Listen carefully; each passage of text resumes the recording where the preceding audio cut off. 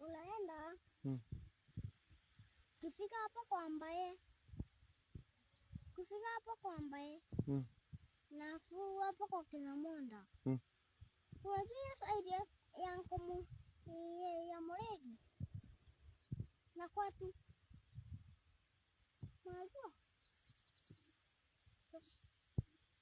Kwa tu hapo katikati.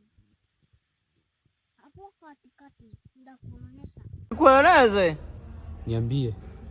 Hapo. Hapo.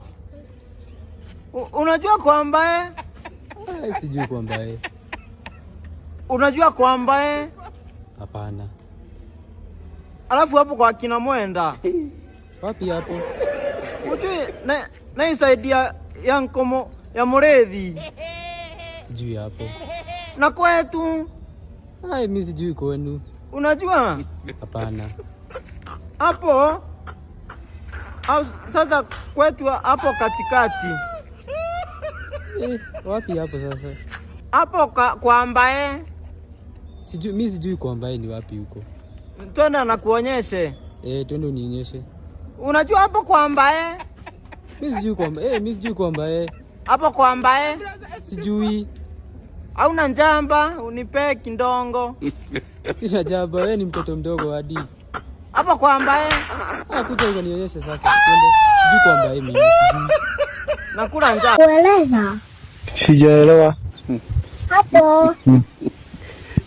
Hapo. Unaenda. God have mercy upon us. Kufika hapo kwa ambaye. Nafuu hapo kwa kina Monda. Unajua idea yangu ya Muregi. Na kwa tu. Unajua? Kwa tu hapo katikati. Hapo katikati ndakuonyesha. Mbaya salamia brother yake.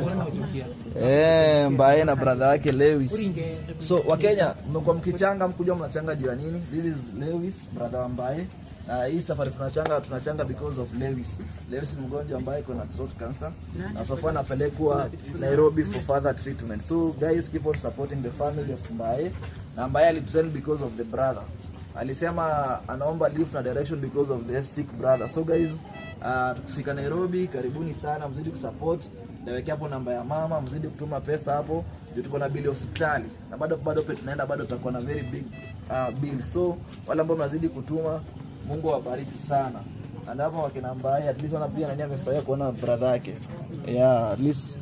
At least Mbaye amefurahia. So Wakenya ambao mmetuma shilingi 10, shilingi 20, tunashukuru sana. Kumbuka sasa tumeamua tuko na main harambee tarehe 26 na I will give you more updates. For now guys, we are going to Nairobi.